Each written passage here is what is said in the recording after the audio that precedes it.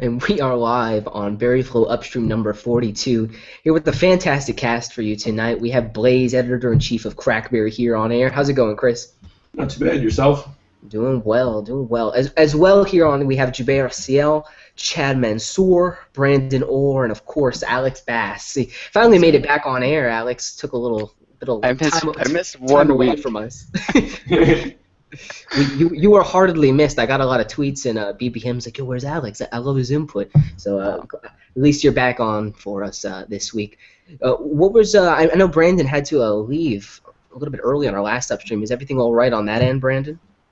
Yeah, everything's all right. A family friend unfortunately passed away, so I had to leave early. But other than that, everything's fine. Thanks. No, our condolences to you, man. It's always hard to hear that, but at least you were there for your family friend. That's great. I want to get started. There's not too much to talk about today. Just a couple things. It seems like the weeks kind of drone on for us in BlackBerry land as we wait for the really juicy stuff, right? But we did have an earnings call, so there's a lot to kind of digest there. I want to start out. There was a closed beta update for BlackBerry OS 10.3.2. It went out initially for Passport owners and kind of seeded into the forums and whatnot for other users. Has anyone loaded this up on any of their devices? There seems to be some subtle UI changes, which is kind of refreshing to see, right? We normally don't see any kind of UI updates on those interim OSs, but this OS update did bring a couple new additions. Are you guys liking the OS build on your devices? Yeah, so I loaded the leak and I brought in one of the most highly asked for UI, I guess, features. Kind of when you swipe up an active frame or just do the hub swipe up to see the notifications, it actually after a second the date and time pop out from the top. So if you like on 10.3.1, if you don't have a SIM card in your phone, you swipe up and it shows no SIM, and also on the left side it shows what date it is. But otherwise, if your SIM's working and everything, it just shows you the battery percentage. And the only way to access the date is to actually swipe down to the top and get the setting. And 10.3.2, now you just have to do the hub swipe or the notification swipe up, the home swipe, and after a second, the date and time and everything shows up, which makes it a lot easier because every now and then you want to see what date it is quickly, and you just swipe up, and it's easier now than having to look at the calendar or I guess swipe into the hub. Yeah, I love knowing what day it is. It's kind of funny because they put that information as well on the home screen. So if you're already kind of like multitasking through applications and you close and are dropped at the home screen, you have the date right there anyway. I kind of wish that we had some customization for that. That's kind of a little bit opaque, where it says the date and time right there on the phone. I wish you could change that because if you have a really light wallpaper, you can't actually see the date and time. It's just there. So I wish we had some optimization there as well. But it's kind of cool. Brandon, when you do the gesture, is it kind of like the gesture for sliding between the app pages in the bottom, where it kind of does a black bar, or is it transparent?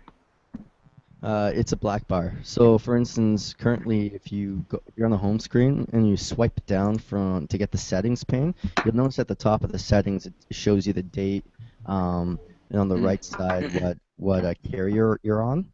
Actually, that little bar, that thin bar there that shows the date and the carrier, is what pops down.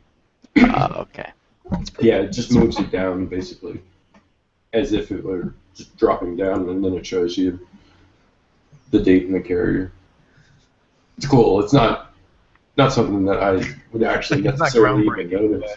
No, Yeah, it's not groundbreaking, but it's not groundbreaking by any means. But I mean, this is something people have wanted since yeah. the original BB10 came out. People are like, well, I want to be able to see the date quickly.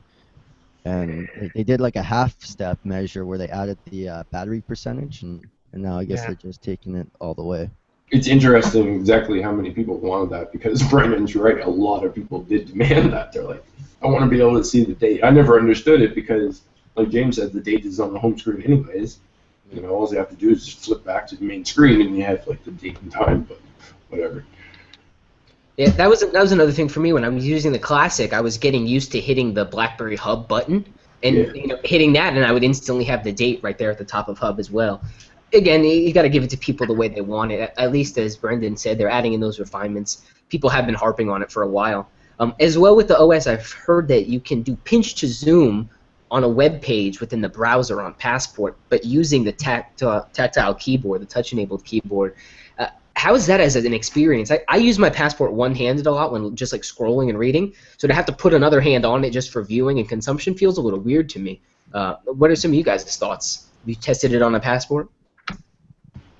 I actually just tested it right now because I had no clue you could do that. Yeah. It's pretty neat. I mean, I'd probably still just use my fingers on the screen just because there's more surface area to pinch and pull out and stuff like that. But it's a useful feature if you really want to see all the content on the screen. Yeah, there's not much room there to actually do the pinch and zoom. Exactly. Yeah, That's exactly. kind of how I was feeling about it as well. There's some other refinements in terms of triage now as well. When you hit the attachments icon, it actually sends you to each individual email instead of all the attachments, which I found very helpful. A lot of times I like the attachment feature and I like being able to get those attachments, but sometimes I want to see the correspondence attached therein, not just the files. So I thought it was pretty cool, at least that they've refined that out for us. Just very small things that enhance the usability with the 10.3.2 OS. How do you guys feel about the lock screen shade? Now it is actually kind of like a shade. On older OSs, it has like a nice kind of glossy glow. I don't know if you can see it there, but you can kind of control, so to speak, which way the animation goes as part of your scroll, and then put it back to sleep. On the new OS, it's just kind of a clean shade, and the image kind of dissipates to black as you scroll up. Yeah, it's like rolling up a blind, basically. You know, you roll it up and then you roll it down. I'm not really fond of it. I liked it the way that it was because it made your wallpapers look cooler. It had that glow effect around the numbers, and you know, depending upon your wallpaper, what you actually had set as your wallpaper, it would just add more to the effect. But I still haven't seen that shown off, the new one. Does anyone have that can actually show who put it on their device? Because like, I'm really curious what it looks like. It looks like crap. No, I'm just kidding. I don't know how well you'd actually see it. But There's so many design shit. Hey, let me lock it up. Hold on. Right when he goes to show it. I can't see.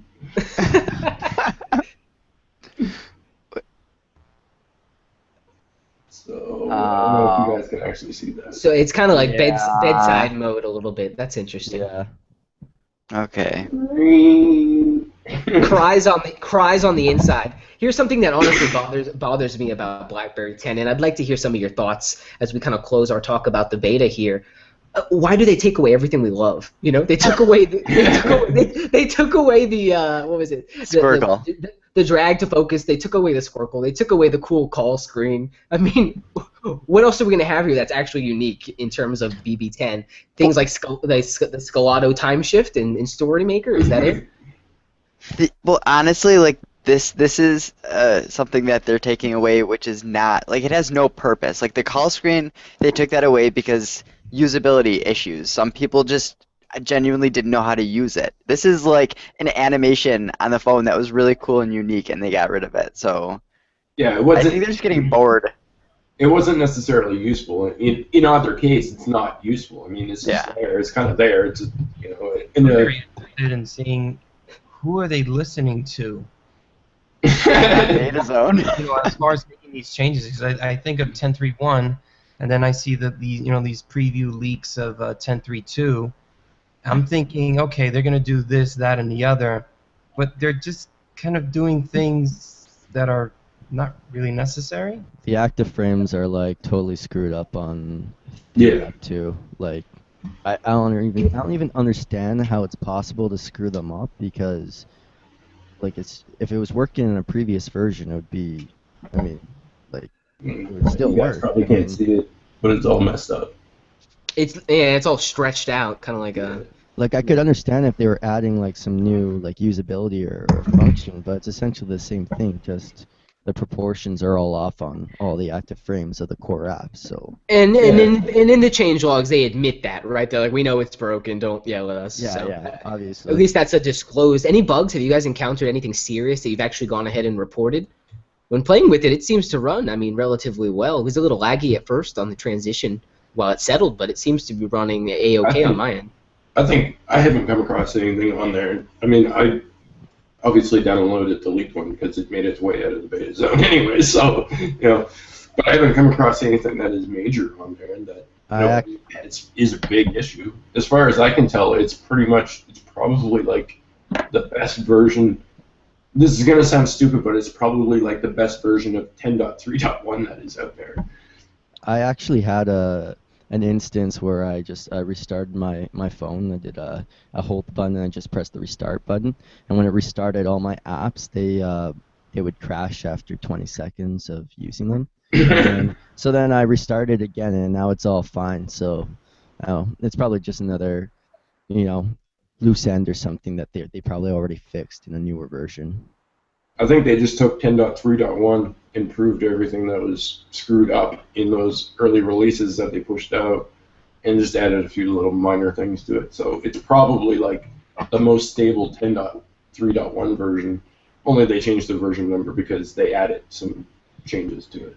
And this is kind of similar to, I remember there was 10.2.2 that was released in some markets, I think in Germany and a few others, and they weren't anything really big. They were minor features and things like that. So I guess we shouldn't really be expecting much more than maybe just a more solid 10.3.1 build, right? Well, you have the additional security options too for PGP stores and stuff like that are on the 10.3.2, which makes you think that it's just like a security-based operating system update. And it also has the local directory lookup server information and stuff like that. So it does seem like it may possibly be one of those, I don't know, German additions that just add some additional security layers to it. But that being said, mostly everybody can download it anyway. So some of the new additions are include better support for ActiveSync. They've got some next generation enterprise connectivity with BES 12.2. BlackBerry Protect has been better enabled within the device for anti-theft protection, which is something I think is really positive. They need to start talking about more because a lot of people don't even know BlackBerry Protect still exists on BB10 because they're used to seeing an app for it on Legacy. Yeah. So it's good that they mentioned that browser enhancements with anti-phishing as well as a private browsing mode. I believe with the private browsing mode, having it tested, it actually allows you to run 2 instances of the browser, which I thought was pretty cool. You can have a private one and then your regular Gen one as well, which is pretty cool. Some hub improvements to open associated emails when viewing attachments in bulk clear of recent contacts, which is awesome. Some calendar improvements. People were really wanting the growing and shrinking of numbers based on the workday, and they brought that back and added in some time zone preview. So awesome that they've, again, listening to user feedback. I err on the side of Jubei. Who are they listening to? But they're listening to someone, and if it's ultimately that business customer, then that's exactly what they need to focus on. BlackBerry. Don't forget they added the Amazon store too. That's very important. Yes, the shopping app is now preloaded alongside your Amazon App Store, so they've got that going for you, and the new lock screen, and then the peak as well. A host of different bugs and things that they're working through, but again, it's at least nice that they're actively engaging a beta community when testing these OSs. I just want to say something about the Amazon Shop Edition, mainly because it's interesting that the Amazon Shop Edition actually shows up, because if you guys remember, you could always install the Amazon app. I just realized that my phone was like totally blocking the view of everything. But anyways, if you downloaded the Amazon Shop app previously, it used to not show you the Amazon video stuff on the side. Like, it just shows you, that all of the regular Amazon stuff. But on this particular version, it actually shows that the Amazon video stuff is on the sidebar. That being said, it still doesn't work unless you actually sideload the Amazon Video app. If you sideload the Amazon Video app, which can be picked up at like appkingmirror.com or anything like that, you can actually access the Amazon Video Store. So I don't want to get ahead of myself, but it does seem as though that there's some progress there in terms of them actually, possibly putting on the Amazon Video store for people to be able to go ahead and access. I mean, realistically, it makes sense. It works, and it's there, so why haven't they done it yet? But like right now, I can go in there because I have the app sideloaded. I can go in and actually just play it. You know, Amazon Instant Prime Video works, provided you actually sideload the application. Provided you pay for it as well. the Well, Prime yeah, subscription. Definitely interesting that they're working on the better integration. The one thing I like about the Amazon store is that when you press install, it actually invokes the native installer. So you don't have to hit install and then install again. It brings you right to where it needs to. I'd love to see that kind of integration in the Snap application because it's something that's lacking. You do have to go through kind of multiple hoops to get it going. I believe Amazon had put into Google Play a version of their application that had the store integrated within it. Yeah, I think That's the version I wish we had, you know, the one that was kind of catch-all instead of having like 3 apps to try to access one application provider services. You'd think just building a native version of BB World of Amazon and all their offerings would be the most wise thing to do. Chad, how do you feel about it in terms of the Amazon, you know, kind of having to jump through hoops at this point? Do you think there's a area for better integration there? Well, being a Prime member through Amazon, I think it would be best to have that integration in there. I would love to have instant video, of course, and any of the Prime benefits. Having the shop, you know, I do most of my shopping, online shopping through Amazon, so it will be a benefit for me because I'm one of those type of users. I do have some apps that I downloaded from BlackBerry World to help incorporate the lack of, but I wouldn't sideload or upload an Android app that's not really available, in my opinion. Right, there's still that access issue, and Blaze had mentioned it as well. You still have to kind of jump through that third hoop to finally get it working in terms of all of what that ecosystem has to offer. But as he said as well, progress is being made. So hopefully by the time we get the Slider device or something, they'll have actually some keen and working integration there. So let's move on from the 10.3.2 talk in terms of the ecosystem. Let's talk about, we'll kind of glance over the results. We'll close on those. But I want to talk about the launch of the BlackBerry Classic in Indonesia and how ultimately important I think this is for BlackBerry. You know, we had the late end of the last year, middle of their fiscal last quarter for Q4, and they were still selling passports, they were still selling classics, and that rollout is continuing. So while we see them reporting numbers for different amounts of sell-through on their BB10 hardware, they're still looking to bring these products into their distributor channels and continue to make revenue off of them. So I thought what was interesting for you guys, I'd like to know, is if you think some expanded global support for devices like the Classic are really going to help their bottom line numbers. It's been very small, I think, between 1.6 billion 1.6 million, excuse me, not billion. I wish. 1.6 million devices sold, 90% of which were BB10 devices. So Brandon's posting here in chat, right around 1.2 million were actually BB10 devices. So it seems that we're finally moving over. We talked on last earnings quarter, and I believe it was like 60-40, the percentage there, and now it's 90-10. So what do you guys think in terms of the transition? And as we talk about that in the scope of the Classic launching in Indonesia, do you think it's going to be impactful or just kind of additive? I don't know exactly how many Indonesian customers are waiting for the BlackBerry Classic, but I mean, any new regions that they essentially roll out a new device to should definitely help them in terms of their bottom line, because I mean, they still haven't they still haven't got all of the numbers calculated for the Classic and the Passport, really, because as John Chen said, you know, the numbers, the U.S. carriers only picked up the Passport and the Classic at the end of the quarter, or not the Passport, but at least the Classic anyways, on AT&T, and the Passport. Yeah, the Passport too, because the Passport never made it to AT&T until late. So the Passport and the Classic numbers from the U.S. carriers still aren't fully being accounted for because they came close to the end of the quarter. But what I found interesting about the numbers as well was that he said that for every one Passport that they sell, they were basically selling 2 Classics. So that shows you that there's a lot of love out there for the Classic, at least. I think mostly the hardcore audience seemed to be buying the Passport, but the more everyday users seem to be going towards the Classic. So hopefully that'll that'll work out and add more to their device sales in the long run. More regions can't help or can't hurt. Can't help. Yeah, well. It's a funny story in terms of the overall, in terms of the device sales. I found that was a very interesting bit when you actually dig into the numbers and look at the earnings call. Every quarter they're selling right around like 1.5 million devices. And they're actually trending down if you kind of look back historically. And not by much, right? We're talking like a couple 100,000 in sales in terms of actual hardware. Yeah. But we look at ship numbers and we look at actual sell-through, and there's a disparity there. So we can only estimate based off these calls and what we've calculated so far that there's maybe 12, 13, 14 million BB10 devices out there, right? And let alone any of those that may have been returned or not actually held on to.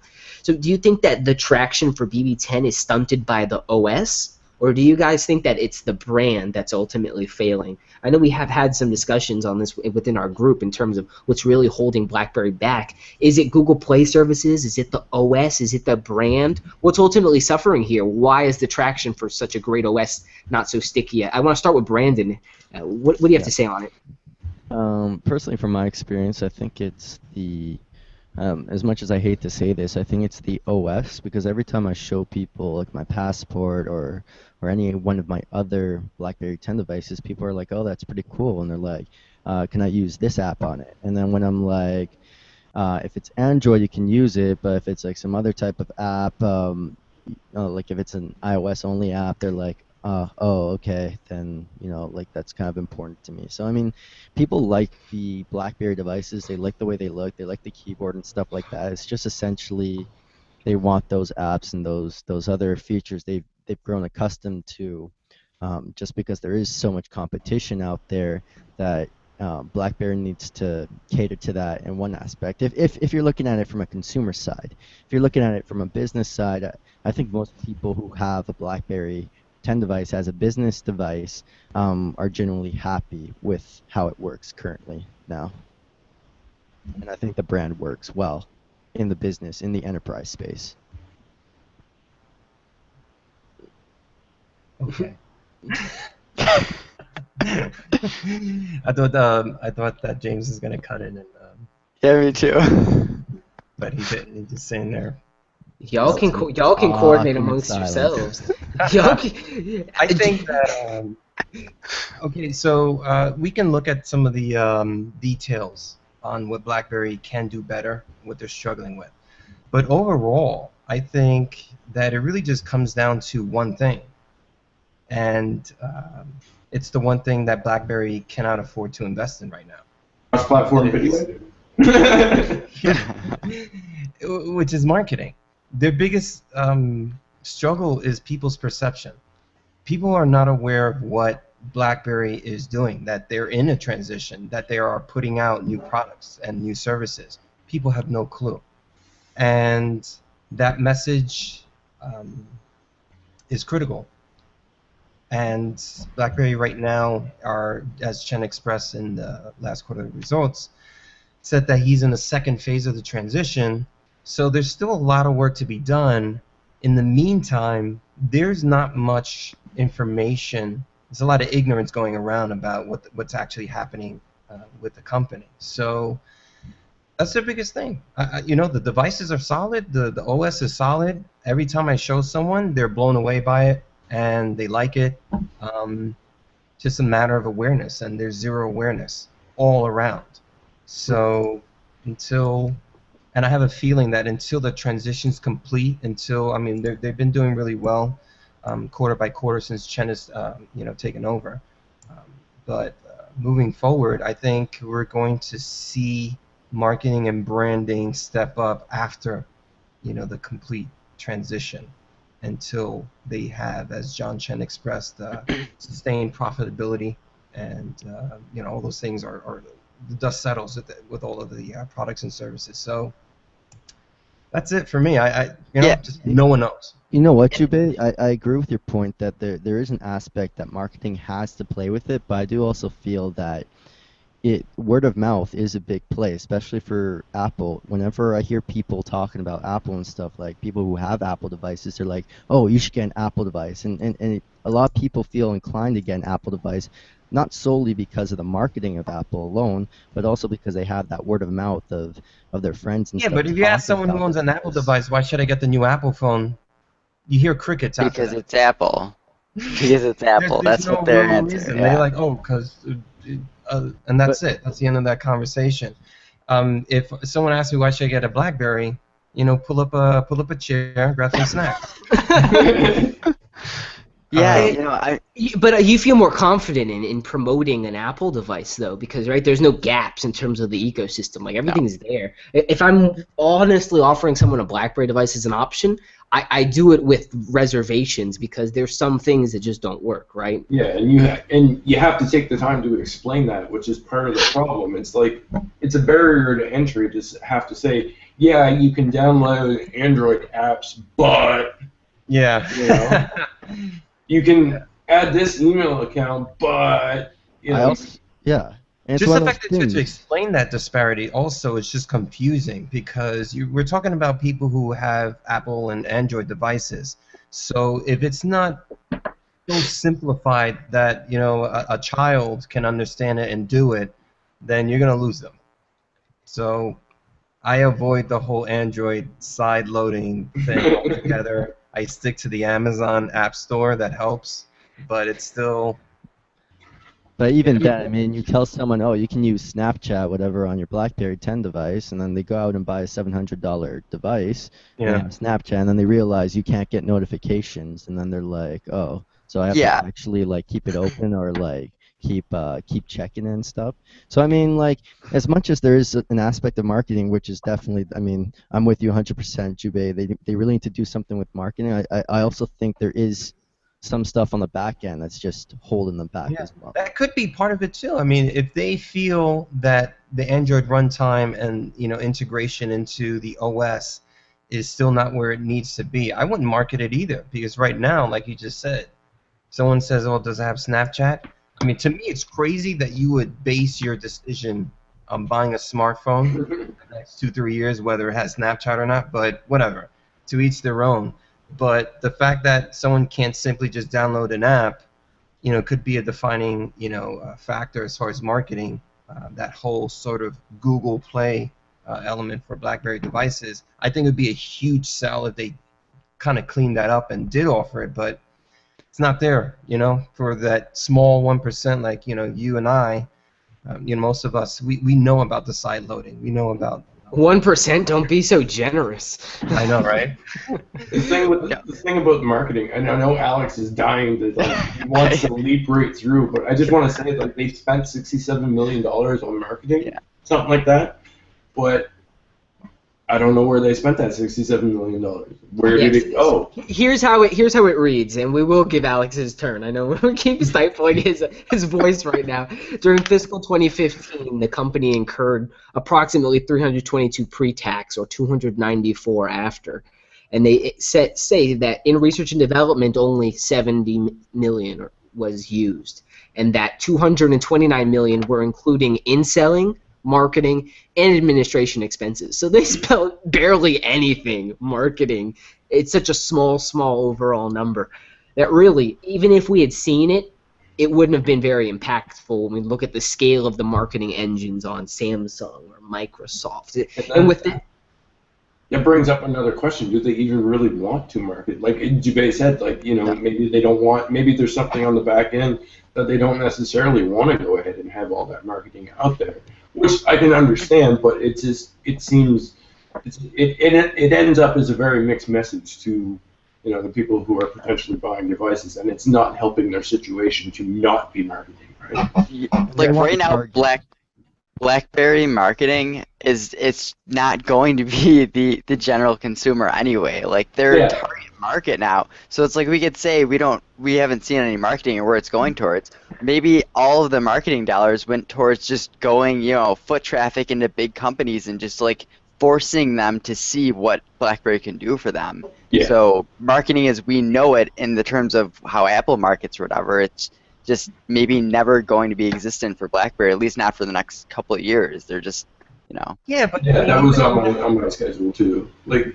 I don't think that they don't want to market to consumers because it's not their market anymore. Yeah, So, but even on that scale, you know, when I watch television, sometimes I'll see an IBM commercial, I'll see a Cisco's commercial, I'll see some sort of business commercial marketing to business users. So I'm not exactly sure why BlackBerry hasn't jumped. Those companies have a lot of money. Like, if we're looking at BlackBerry, who's like fighting to just survive right now, and they're trying to be really lean and everything. So I'm not saying they should never market to, say, the average Joe Schmo, at least to get some of their brand recognition out there's there. not the time. But they don't have access money to do it right now. They want to market to people they can retain. So, for instance, if they can market to enterprise people or people who are going to really appreciate what a BlackBerry offers, they're going to be able to retain those people as opposed to spending extra money on TV ads where they get a whole bunch of coverage, but maybe those people might not be the type of people who can be retained necessarily at the current moment by BlackBerry. So I it's agree like with almost that. like damned if they do, damned if they don't. Because how are you supposed to expand your products and services if you're not bringing awareness to what it is you're even creating and offering? So it's like one hand washes the other. You know, you got to spend money to make money, right? So there's a bunch of potential clients and customers out there who have no idea who you are, what you do, thinking you're dead, but you're not spending the marketing dollars. I understand why you're not spending the marketing dollars, but it's like, oh, you know, you're stuck between a rock and a hard place, and it shows on some of the numbers. But you know, I wanted to bring this up before when you mentioned marketing, and like word of mouth is obviously a very big deal. I just wanted to bring up that I'm kind of exhausted as a word of mouth BlackBerry marketer because I sold all of my close friends on it. But the thing is, when you use word of mouth and you sell your friend on it or family on it, any problem they have before they even search the internet, even if it's such a simple fix, just search They're Google coming and to get an you. answer. Yeah. No, they come to you. Yeah, and that's the thing. And it is Yeah. so draining when you have, you know, 4 people doing that constantly, or if they're complaining about an app that doesn't work that well because they're still on a Z10, and I go and test the app out on my Z30. It works on my Z30, but it doesn't work on their Z10. All I can say to them is, I'm sorry, I don't know why it's not working on your phone and it's working on mine. It's just draining. Those are the It's kind like of when people you- you delete on BBM, Yeah. all right? It's like when you hand off your resume to your boss of a friend, and then your friend, you know, has a whole bunch of issues, even though he's really good at one thing, but doesn't necessarily perform up to the level required for that certain position, right? So, and the mobile device is in a similar stream there, where you're kind of selling someone on a specific aspect or a specific functionality on a phone, and then once they have some issues with that, the entire pool with BlackBerry 10 devices is so much smaller that, you know, you're that go-to person there for those issues, right? As opposed to them maybe being able to Google. Although Crackberry always comes up there quite a bit. I've always sent people to Crackberry when in doubt. I would not send my To mother lose to BlackBerry. Crackberry. I would not. She'd be like, why are they arguing? My mother actually has an account. My mother legitimately tries to figure things out on her own, and she'll even like message me saying that she found this thread on Crackberry, and I'm like, oh, cool. But at the same time, she knows what she's doing because she's like, see, I tried, I really did. Now come fix it. Yeah. That's too funny. At least there's information there and available, right? There is still a place where we can go within the forums and get our answers to our questions. So the forums are really indispensable. Brandon's right. Even if it's like, you know, is that other people experiencing this problem? Even if there's no solution, at least I don't feel alone, you know? Yeah. And a lot of times as a BlackBerry user, that's something you feel. So it's good at least that there are options available for us. I'm just glad that the Classic is now spreading, and hopefully we can just get some more devices rolling out the door. It's like at this point, like as Jubei said, damned if you do, damned if you don't. We need to just put these devices out, whether we want them to be successful or not, right? We need to just get them out there to continue bringing that traction over to the user base. So hopefully, you know, we're selling all BB10 devices here on out, and that the legacy numbers continue to, I guess, dwindle and kind of die slowly in the background. With them dying, though, we're losing 15% of our service revenue. Yeah. quarterly, which is a Access pretty fees. right, those service access fees. So when we look at it, you have to be able to stem that. And it's an aggressive target for Mr. Chen to be able to hit 600 million, 100 million of that, counting on BBM to bring that through. What do you guys? Did you? Yeah, did you catch when he brought that up during the interview? The lady had said, and you're hoping to bring in $100 million from BBM, and I'm assuming you're probably not really close to that yet because it's early on or whatever. But he didn't seem very optimistic about BBM at the moment. Yeah, he said that they haven't even started monetizing BBM. Yeah. And it's like we've had these pins and everything. I'm paying monthly for some reason for a pin that I genuinely have zero idea why I have a custom pin. I have like 300 sticker packs for no reason. I'll tell you one thing though, I was not surprised by that news. No. Yeah, I think they're making some money, guys. I don't believe him. I don't believe him at all. I don't. Okay, you have 100 million active users. Each buy one sticker, and you can't make $100 million. Get out of my face. Get out of my face. Ched's holding back. You know how he is. He doesn't want to speak on it, but they're making money. Even with the billions of ad impressions, they're making something. It may not be massive the way he wants, but they're going to be able to scale by the end of the year and make that money. Thing is that would show in the results though. Yeah, that's the it would thing. show I mean, they've been selling Yeah. stickers for a while. Yeah. If they were making some decent revenue, like it's pretty easy to pinpoint where that revenue is coming from. They Revenues up 20%, so we can equate that to Bez, and then what else? The only other software they're monetizing is BBM. Be it through whatever or whatever. I think there is a small base percentage there. Is it what he wants to see? Absolutely not. But it will push through. We have BBM meetings, which is, as he said in that interview, getting good traction, has good reception. And as well, they've got obviously BBM protected, which when it's not DDoS attacking you, it's great. Do you think he's as confident in terms of that number though now as opposed to before? Like, is he more confident now than previously, or is he less confident? Because realistically, I don't know. He sounded pretty shifty on a lot of things when he didn't want to lay out a lot of stuff when it came down to the Bez numbers and everything like that. He sort of kicked a lot of it to the side and wasn't necessarily straightforward with it. I don't know if he sounded as confident in that actual number anymore as what he did on previous accounts. How did he sound about when he was talking about devices, when they were talking about devices? Because I feel like the amount of devices sold was a surprise to me personally. Well, he reiterated the fact that hardware is still going to be part of the business. They're not going to get rid of hardware. And he said that the only reason why he didn't reply back to any of the shady articles that came out in terms of their device sales, I assume that he means that one said that they only sold 8,000 classics. That he couldn't respond to them at that point in time because they were in their quiet period and they can't say anything financially at that point in time. So, he like I said, he reiterated that hardware is going to be part of the ongoing strategy, and they're not going to be kicking that off at any point in time soon. So, I'll tell you why. Those are the two major things. He just reiterated that they're not exiting the hardware business by any means. It's a critical point of their business strategy moving forward. And then the other is that they're showing profit in that, even if they're not selling. And I did write about this in the article on BerryFlow, and Believe in BlackBerry, that they're more of a boutique manufacturer now. They could still make profit despite not selling hundreds of millions of devices. So there's no real reason for them to even stop making hardware. But those are the two things. He said it's critical to our business strategy, and we're making profit on it.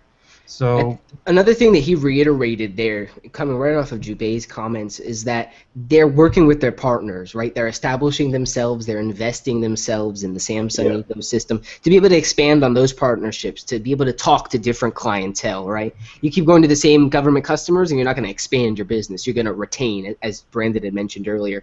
So really, they need to be looking at new customer growth, be it through software. If software is easier, more sticky, we can go with that. You look at what they're doing in Hong Kong, same day of the earnings call, they announced in China enhanced SIM-based partnerships with Bez so that you can literally charge for Bez on the monthly, making it more accessible more easy. You've got Bez Cloud, Bez on the server side, Bez hosted. There's so many options now in terms of being able to bring that MDM solution over. And as well, going back to the boutique hardware comment Jubei had borrowed and reused within his article, it's a great point to make because at the end of the day, they need the hardware to be able to say, we have an end-to-end secure mobility solution. Without it, you're tacking on, just like they're doing with Samsung Knox. It's not an actual end-to-end in terms of the actual all the way down to the silicone, right? So I think if, as part of their offering, they're going to need to continue pushing those devices one way or another.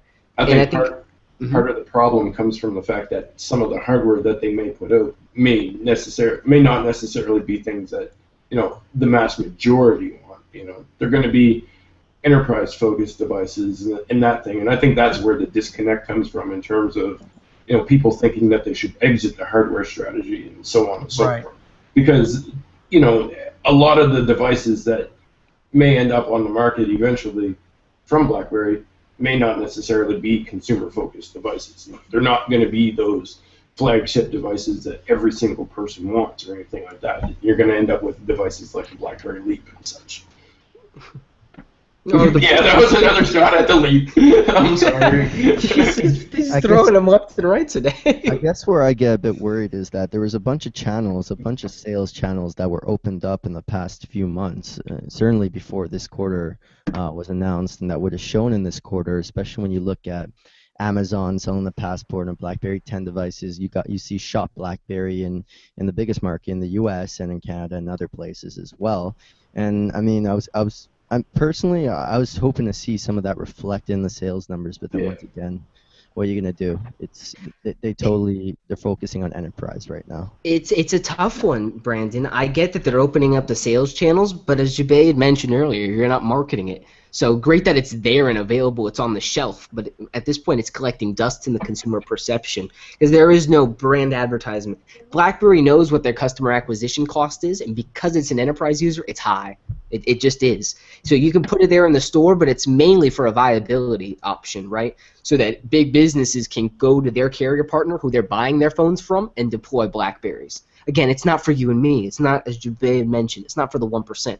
It's really for those other-minded users who are looking for an easier entry. Yeah, I mean, given that you look at the sales numbers that they have, what was it, 1.1 million? 1.6 sell through, 90% of which were BB10. That number to me, it's like, considering that there's zero marketing and you have zero carrier support, it's pretty high. That's terrible, No, let's be realistic. I mean, on the whole, everything that came out, no matter how you look at it, it was actually beneficial for BlackBerry. Like they're not in as bad of a situation as before. Like we can pick it all to pieces, as many people have, because all you have to do is look at the headlines that went out. There was the positive angle where BlackBerry made some money, they sold some devices, people are happy, and then there was the negative side as well, where basically they said that the hardware was plummeting and BlackBerry is, they continued the diatribe that BlackBerry is dead and they need to exit the hardware and so on and so forth. Those are the two segments. Those two segments are not going to go away. They're going to continue. You're going to get those same stories happening. A lot of that is attributed to just the misguided information, the numbers. They read the numbers and then they make an assessment off of it, and it's just not true. We look at what you just mentioned as far as the devices. We look at BlackBerry's transition with their old devices, how it's being phased out. And then you look at BB10, it's a healthy sign that 90% of the phones are BB10. That means BB10 devices are growing. It doesn't help that that number is in combination with the decline of their legacy devices. So someone who doesn't really know the details would just look at it, oh, they're exiting the hardware business, like right off the bat based on the numbers. It's like, no, they're not. They're growing and they're making profit. It's just, spun in a way to give a certain perception of the company. But they're making money. You're just not patient, right? That's what we'll tell the analysts when they watch this. But the marketing point again, like Jubei said, he's watching TV. He sees these ads from Cisco, and it's almost to Brandon's point. Like, they made all of these partnerships, but they apparently never made any sell-through on them. So again, with the marketing and what Brandon said, put it together. And why is IBM running these ads and Cisco running these ads? How come I haven't seen a Samsung ad that markets BES 12 compatibility or anything like that? That would be interesting to see. Why haven't I seen that? Why haven't I seen maybe not necessarily Sprint, but why haven't I seen a Sprint ad marketing BES compatibility or anything like that? Where are these other organizations in the scenario? Because Samsung has marketing dollars, so why aren't they pushing it? I'd love to see a Samsung ad that actually markets a BES 12 compatibility with Knox or something like that. And it may be something that's advertised, we just don't see it, right? Because we're not in those channels to see it. Maybe they are in terms of, when they go to their enterprise customers with hardware, they're like, hey, this gold package BES, it's expensive, but it's good. Yeah, that's a very valid point, because we obviously don't see these things on a daily basis. I don't expect to, come across a Samsung ad on the web or anything like that for it. But maybe they do exist. Maybe they're out there doing that stuff. And if you think about it, if they're selling the 1.4 million devices this quarter that were BB10, if they're selling them to enterprise, then that 1.4 million is a lot more profitable and a lot more valuable than 1.4 consumer hands, consumer people having those devices. So I mean, their margins are potentially a lot higher, even though their overall sell-through is lower. It's just a question of whether we'll see that in the future. That's a great point, Brandon. When you look at the actual, how much they're able to get off of these users, I think the number went up considerably this quarter when you look at it, which is, I think, interesting because BlackBerry users are kind of at that point where we're loyal, right? We're going to buy your devices, That's my business choice. That's what I use for my business work. That's what I'm going for. I think we all are, just we're not telling anyone, right? But no, we'll pay a premium for BlackBerry devices because that experience, that productivity and efficiency is what we ultimately want. So they're kind of fighting between, do we build low-end devices like Microsoft, Xiaomi, just to pad our volumes, or do we build to our user and know they're going to continue buying our hardware so that we can make more money? Is it a volume thing or is it a money thing? And right now it's a money thing. And the cash flow being up is a direct reflection of both software and hardware turning out better than they have been in previous quarters. Including this quarter. That's 4 quarters in a row. Yeah, and I believe that's profitability. They hit profitability a quarter early. They hit it last quarter in terms of overall profitability. So yeah, I think it's only by 1 cent. Hey, be it pre-tax write-off that got us there, or what, right? The bottom line is so much healthier now. The top line is still suffering because we have the decline of service revenue, but that bottom line is slowly getting healthier, and each and every quarter, especially with the carrier channels open, the device sales are only going to be better. That shouldn't be our focus. Our focus is how Chen brings the gap from 234 million to 500 million in terms of software over a year, right? 64 million this last quarter, but how do you bridge the gap on the rest? Yeah, that's what I was saying. I totally agree with the entire outlook when you look at the whole grand scheme of things. Put aside the headlines saying one thing or the other. At the end of the day, they turn profitability. They have money in the bank, and they're not giving up on hardware or anything like that. I don't want to say that they're doing fine. I just want to say that they're in a good position right now, and they have the potential to do a lot better. So. I feel like they're having somewhat of a difficult time articulating that link of better margins with with the smaller user base at the same time. So yep, that's something that definitely needs to be articulated moving forward, and I'm sure in the coming quarters, as those financial results come in, they can better link those two together, the higher margins and the lower device sales, or hopefully higher device sales quarter over quarter. But it all depends on the people on the end who are actually doing the reporting too. So exactly. Yeah. Within the Q4 results, it's listed approximately 1.6 million BlackBerry smartphones were sold through to end customers with an ASP of 211 compared to 180. So again, we look at this, BlackBerry seems to have, I don't want to say mastered their distribution, but they're getting it much more in line to make it profitable, right? Yeah. And they're working with Foxconn, they're working with other distributors, controlling the volumes for what they're purchasing and then turning out. So again, they're going to be able to garner off this user base quite a bit. The question is, at what point do they go for volume and market share or profitability, and can they find a lateral between the two? I honestly don't think they can short term, even in the next couple of years. I think, as Jubei had mentioned, continue being a boutique, charge a little bit of a premium, people will buy, and then have another strategy to hit the consumer segment. And whether that is an Android device that runs BB10 or licensing your keyboard to Samsung and having them build it. Whatever is more beneficial to you in terms of the money, but we need to go there. And I think as these partnerships continue to expand, we're going to see a lot more uptick for them in terms of both software and hardware revenues coming forward. So I think it was one of our better quarters here, right? We expected maybe it to fall back a little bit, and it didn't. John Chen has done this before, you know? And when he brings a company back into profitability, it doesn't fall back. It doesn't relapse. It's here to stay. So it's not a concern anymore, right? Now it's driving that revenue and that growth. Yeah, going in, I was So pretty funny though, shifty on it.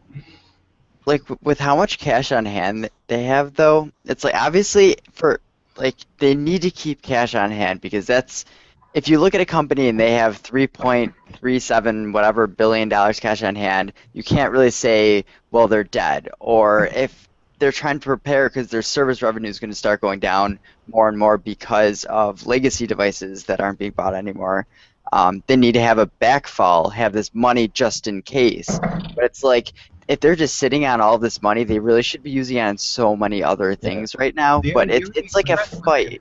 You gotta be making your money work for you though too. You can't just be, building up cash and keep building it up. There's gotta be a point where you gotta actually spend it on marketing and actually make some revenue off of that money, right? Because otherwise it's just sitting there. Well, John Chen did express in the interview that with the cash that they do have, acquisitions is part of their strategy moving forward. They're still looking to adopt new talent and up-and-coming business companies that are very profitable to BlackBerry business strategy. So Acquisitions and will be investments. I'd also like to point out that they did make profitability this quarter, but I would like to point out that there was quite a chunk taken out of their operation side of things. So while they are making profitability, it's coming at the expense of operations, and there's a lot of that fat that was trimmed, but then there's some questions that get raised. It's like, did they trim too much fat? What's going on behind the scenes? Is that going to hamper them moving forward? So those are questions that they're going to have to demonstrate that they're dealing within. They are a lean machine that can produce. I mean, they definitely had a lot of waste, I think, and then just look at the whole thing with apps. Like they have zero focus on apps right now, so they obviously got rid of a lot of people who were pushing apps and helping them with all of that. I'm just saying. So it's like they laid off a lot of these people, Going back to what Brandon said, I absolutely agree with their challenge is that communicating, articulating what exactly is going on.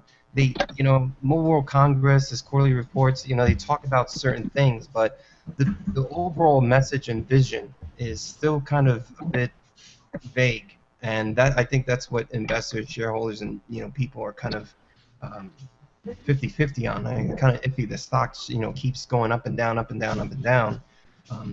They're making all the right moves. They're putting all these great pieces together, but are they necessarily have they communicated this one message to the public, to the world, and say this is what we're doing. This is our identity. Jubei, I thought that was our job. Oh shit. That's why I wrote my article. Believe in BlackBerry. I said, you know what? These guys should coin a term and just move forward with it and keep moving. Yeah. Oh my God. So even if it's down, right? So it's just like, I don't know. But I agree that they could do a better job at communicating one clear message for everyone. WrestleMania is just hampering our viewership this evening, guys. I want to pull it up here on my end too. But no, the bottom line, is healthy, right? They're increasing, as Brian did mention, on the operational side. So at least the business at its core is getting healthier. Whether they can transition the top end and really bring the rest of it forward and drive that revenue remains to be seen, but they have a lot of pieces in play. Now it's pushing them out there. I like that they're updating BBM meetings. I like that they're continuing on the software front. And on that software front, Alex, show us what the latest Blend looks like. Pull it up on your end if you can. Give me 1 second because I was just going to make an appointment so it showed up nicely. Because the Upstream appointment just ended, so someone else talk for a minute. Yeah, BBM has so much potential for BlackBerry to bring in such an incredible amount of revenue, but BlackBerry hasn't really figured out. It makes me laugh, Jubei. It makes me laugh. At F8, Facebook announced Messenger for Business or Business for Messenger. Yeah, And it's literally freaking channels. We've had it for 2 years. I can talk to these brands directly now, and I'm just like slow claps because they're going to make money off of it. Congrats. Yeah, they're going to make, the value of the company retains in the billions, and it's all they do is with BBM channels. And I can't right now. I can't even. We'll transition from that and talk about some other cool software here. So here is BlackBerry Blend, and I keep forgetting to call it Blend because the more and more I look at it, the more and more it feels like BlackBerry Hub desktop, right? Because that's ultimately what it looks like. So Alex, what are we looking at here? Take us through it, please. So if you remember the old dashboard, oh my God, the old dashboard was terrible. It kind of showed you a little bit from various different sections and things. This now, if you have a calendar appointment coming up, then it shows up nice and big at the top. So it's like, what is the most important thing? And it throws it at the top. The calendar appointment, because this is currently going on. It's at the top. Gives you the date. BlackBerry loves giving you the date now. It's like people complained about not having the date. Now they give it to you like way too much. Anyway, date's there. Then it has upcoming events. This is a little weird to get used to and understand. It's a little interesting, but it's showing you the upcoming calendar appointments. This is tentative. This is free. You're kind of used to it if you've seen the calendar. And then it gives you a quick overview of a few recent things within your hub. So BBM messages, text messages, it's essentially the most recent things from your hub. But it's really fluid. You can do a nice little thing and make it smaller on the side there. And if I do, for instance, click this message, then it will bring me directly in the hub. It pretty much looks identical, like the whole functionality of it all. But if you click back and then you go to the dashboard, like it's really fluid in the way that you go through it. Like just this animation here, it just feels like refined. I don't know if it's like laggy on anyone else's screen, but like it's smooth for me going through it. Looks like a baby bottom. I like it. Exactly, yeah. So pretty much nothing too big of a deal. It's really the sidebar just makes it a lot easier to navigate, honestly. And can we see what the settings looks like on the bottom left there? It's no different. Everything's identical, man. Like those kind of things. File transfers, if you're doing any file transfers, it'll show it there. I don't know. Let me see. Get rid of this. I can't. Okay, so of course we come into an error. Ignore that. That's stuck up here. But there we go. I got rid of it. So anyway, it's kind of, it has everything in here. Dropbox, it loads, fairly decently. You have to keep in mind it's loading from your phone. It's not like, this is not a direct connection through my computer to Dropbox. It is a direct connection from my phone, which is going over Wi-Fi, which is then being shown on my computer. So there's some, slow loading and various things, but it came back. There we go, it's gone. Okay, so yeah, but for the most part, I kind of just wish that Brandon didn't say "Hey, babe" to me, and that smooth. Anyway, I kind of wish that you could just directly reply from right here, because what I find myself doing a lot is clicking the message and replying, and then going back there to this view. It's kind of a pain. So I wish you could just. It should be like an instant action, like you could actually just tap on exactly. The button, right? Yep, that's what I wish it did. But yeah, nothing too special. I've been using it more now, though. It just feels, I don't know, it just feels better. Everything's a little bit quicker. I don't know how much longer I can talk about this. I'm kind of just blabbering, but no, it looks good. I'm glad. I'm glad it's getting an update. I mean, it's a consistency thing that I'm looking for, right? Keep us in the loop and keep it updated and fluid. So I'm glad that they're continuing forward with that at the very least. I love how Jubei's name is kind of broken on a Blend right there. That's because That's a he sign has to those- everyone with the giant blue letters on their BBM display name to stop. Alex like, included. What's up with that? Like, that stuff has gone like too far. That's Yeah. gone too far now. Like everybody on my news feed has got like multicolored letters all over the place. I'm It like, shows that BlackBerry needs to add more stuff to BBM because we're all getting I can't anxious. search their Alex, names though you're when I want to absolutely message them. correct.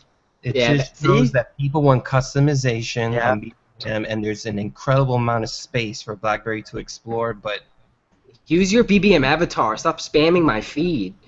Jeez. Everybody, my whole contact list is nothing but blue letters and stuff now.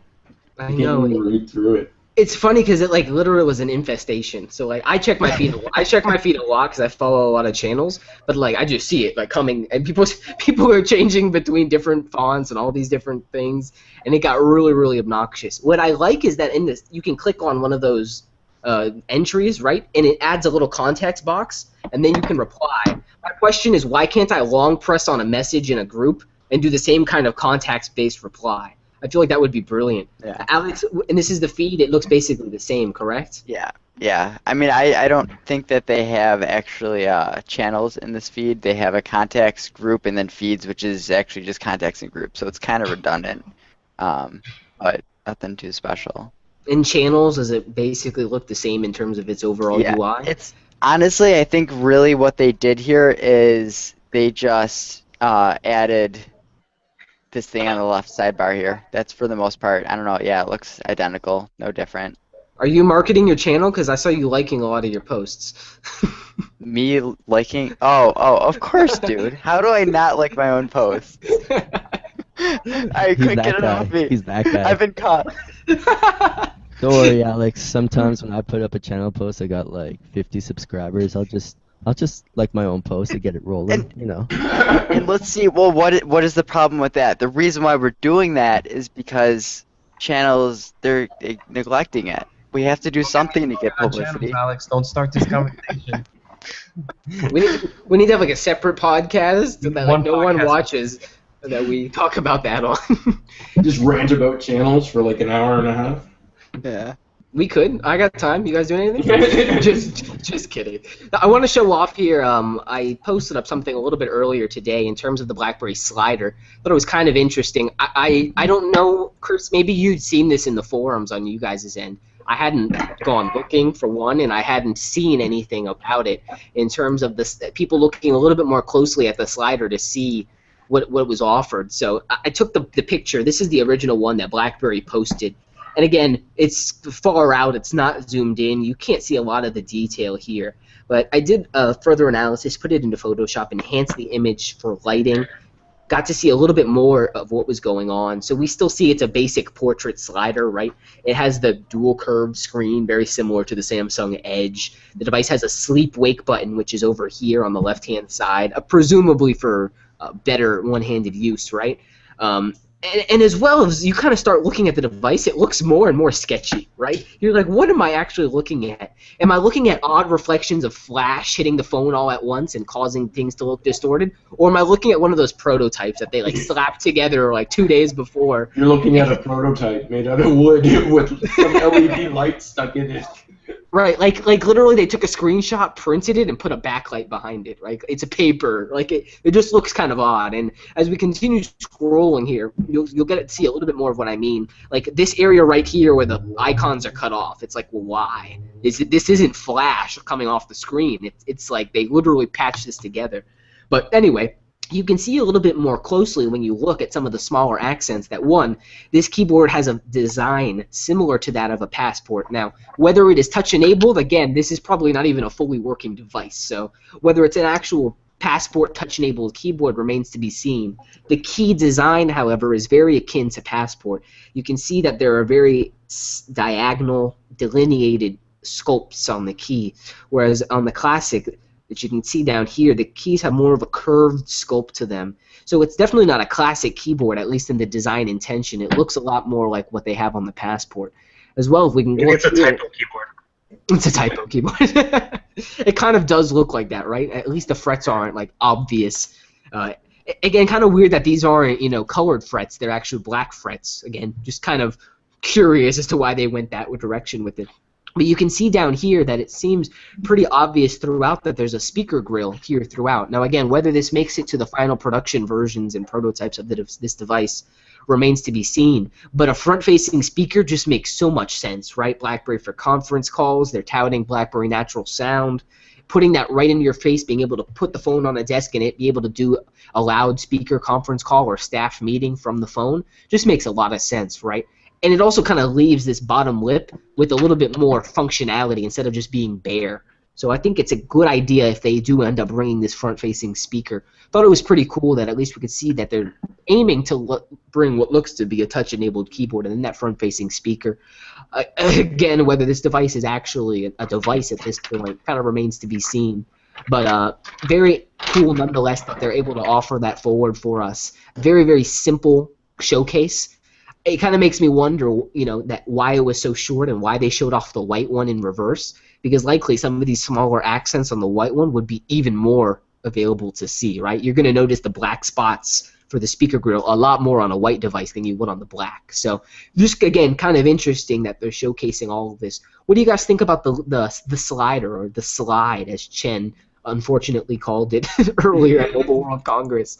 You guys, is that something you'd pick up? Is the slider something you're interested in? We got a lot of comments that were kind of negative on the post, kind of like, a slider's too fragile, no one likes sliders. How do you guys feel? I would definitely pick up a slider, honestly. I saw one. I saw the Torch earlier today when I was at Hollywood Studios, and I'm like, you know what? Picking up a slider, I missed that. I missed the flicking it up, typing it away. Honestly, the pictures, it looks like the new Edge with the slider keyboard on the back. But honestly, I would definitely pick one up. Yeah, I'd pick one up too, for sure. The only reason why I like it is because it's different. It's not just another black slab device. Much like the Passport. The Passport is different. And I think these days that's kind of what interests me most, is things that are a little bit awkward and a little bit different from everything else that's out there. Because, how many black slabs can you actually enjoy and use? Exactly. I personally would have, I may be completely alone on this, so don't crucify me, but it would have been interesting to me to see if they would have came out with a slider that came out in landscape mode, not portrait. You want a sidekick? Just to see, because you get the full keyboard, you could implement some more innovation into a wider keyboard. It makes sense, and then you have the widescreen. So now you have the 16:9. So I don't know. I thought something there could have been made more interesting than having that vertical. Because when that vertical screen with the keyboard out just looks so long. That's what she said. You know what I really miss? I used to have a slider LG device way back, and what I really miss is that, like, when you get bored, you can just slide it up and down, and it kind of helps you pass the time and stuff like that. That is also what she said.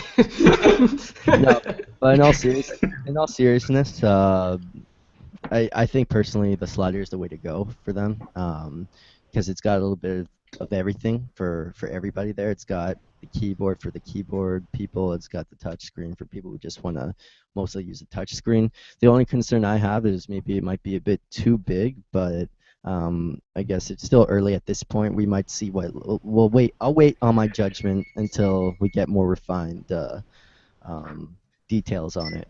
That's pretty much why I don't have much to say about it, because right now I don't honestly believe that is a legitimate device. Yeah. No, it looks like it's glued together. That thing is held together with duct tape and crazy glue at this point. So, I'm not saying that it's not going to be coming, because obviously it is. It's obviously something that they wanted to show off, and they wanted to at least get that information out there and flowing.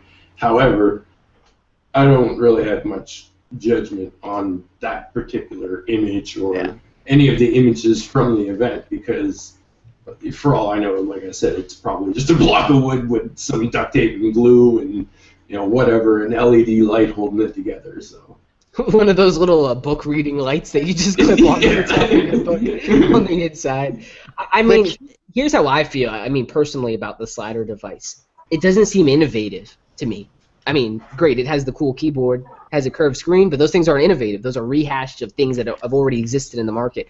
Passport took a whole different take of the overall kind of square 1-to-1 ratio device. The squat keyboard, the large screen. It was different. This doesn't seem different to me. That's why I'm kind of err on the side of Jubei, where I do something else with it, right? Give us a little bit more innovation. If it's going to be software innovation, I feel like you're just going to try to make use of that curved screen, and I don't know how far you can take that in terms of an enterprise productivity focus. Alex, what are some of your thoughts on a slider device? I know you're dying for this thing to come to Verizon. It won't. Just give up now. just gotta crush your dreams now. Just switch carriers. I mean. Just put a I'm classic. thinking. No, my God, I'm not. You're not gonna get me started. I was riled up before we went on there. They're just trying to screw with me. Anyway, yeah, I think I'm hoping, but I know it's not gonna happen. That this slider, what it's really gonna end up being is that one patent that they have where you kind of just it shows the bottom row and then it folds down to show like an additional 3 rows.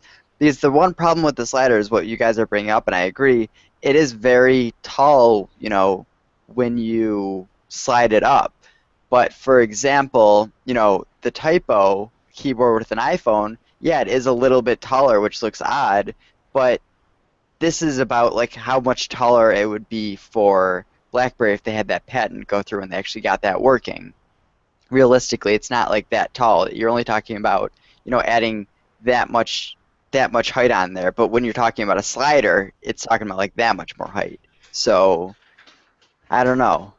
I'm hoping that this slider is a little bit different than what we're expecting, but I'll just use this as a full touch device. Worst case scenario. Worst case scenario, I don't slide it open, and I'll be happy. Whatever. And that's the thing, right? That's ultimately what it's going to come down to. The keyboard's going to be there for when you need to do those elongated messages and those longer bits where you're looking for that accuracy. Otherwise, it's a little thick all-touch device with a great front-facing speaker, right? I mean, it should be pretty universal for us. I'm just at the point where I want more. I want innovation. I don't want you going back into your IP stores and just pulling out like, here we go. Here's the Milan. We just redid it for you guys. I'm looking for something new. I'm looking for something more vertical, right? I don't see the kinds of customers. Yeah, I just don't see the kind of customers this is going for. Passport made perfect sense. Bigger screen, wider consumption, better reading, better viewing. It made sense, right? If you're looking at medical documents, if you're looking at different scans on a device like that, Passport makes perfect sense. What does this bring the prosumer? I'm not entirely sure as to what the answer is. It brings the people who are complaining the best of both worlds. Finally, a solution that people. Okay, I don't think moving forward, for instance, if BlackBerry really doesn't want to really create a device that's not just an all-touch high-end, this is a device that someone like me who really wants an all-touch high-end device, that is just like, okay, fine, I'll go with that, and I'll probably be happy with it. So I think they're just trying to finally create a device that people will just be okay with just for the rest of us, those who aren't necessarily hardcore in business right now that need the full keyboard of the Passport and everything. I'm going to bring up channels. Oh, Brandon. Are we talking about lost causes? No, I was just joking, so we could keep the podcast going for like another half hour. God, no. We're done. We're done, guys. Yeah. We won't take your time anymore. When we kind of recap everything, look at the earnings, BlackBerry seems to be in a healthier position and at least more apt to execute on the growing software side of what they need to do in terms of their service revenue. So I'm looking up. It definitely didn't dishearten me, the earnings call. If anything, it got me excited that they're still on good footing, still in good transition, and they're making the proper trajectory to where they need to go. Something really funny real quick? No. Phone Dog, hey. They've had this like large thing going on where they're competing with all the phones. They do it like every year, like March. Yeah, so essentially, the Classic worked his way up the list. I don't know how it's beating out the iPhone 6 and all that kind of stuff, but that just shows like what some BlackBerry users, the extent they'll go to. But right now, it was the Passport and the Classic flying up to the top. and I guess yesterday they put a limit on uh, for BlackBerry browsers. It detected if you had a BlackBerry browser, and it made you put your email in, and then you had to verify your email and stuff like that. So people are complaining in the comments who voted for BlackBerry. They're like, it's making me confirm my email. It's not even working. Blah blah blah blah blah. And people who are on iPhones are like, let me vote just fine. So we kind of like figured out, okay, they're really screwing with the voting system now because they're not happy that we're doing, Yeah, let's Team BlackBerry's petition this. going in there. Let's take this Are you to talking about Techno Obama. Buffalo? Yeah. Bug? Yeah. Yeah, I just did it on the web browser. I just went on my computer and did it myself. Yeah. But it's like our one win that we get as BlackBerry people. We just we stick together and we just get shit like this, and now they're like, okay, if you're in a BlackBerry browser, you can't vote. Like, Yeah, but what? come on, people are just in there cleaning out their cookies and voting again as well. That's why they do it. I know how the polls get set up. You can set them by cookie, you can set them by IP, you can, whatever. People are obviously gaming the voting as well too. Yeah. But, yeah. It doesn't really mean Good thing I used the anything. Firefox browser, right? Good thing I loaded Opera and Dolphin just as backups. I voted on every device. All right, guys. Well, it was great having you on. I'm glad we got to discuss some of the earnings call. Hopefully, you guys are as upbeat as I am in terms of the financial situation they're in. Again, they're heading in the right direction at this point. It's all about executing on what they have in front of them. They have a lot of chips on the table. Now they got to start giving them out and delegating them and start playing the field, so to speak. Like BlackBerry's like one of those people who hasn't dated in a while, right? But it'll get back in there and it'll get back into the swing of things. So give it some time. Give it some marketing dollars, a couple $100 million or something, please, and we'll get this ball rolling, right? It's the shy date. The shy date. The shy date, really smart, has like $3 billion in the pocket, doesn't know how to spend it. No one knows why she hasn't been asked out before, but people are starting to take notice, Yeah, I saw her curved screen. That's nice. And we'll leave you guys with that. Thank you all for coming on with us for this Upstream, guys. The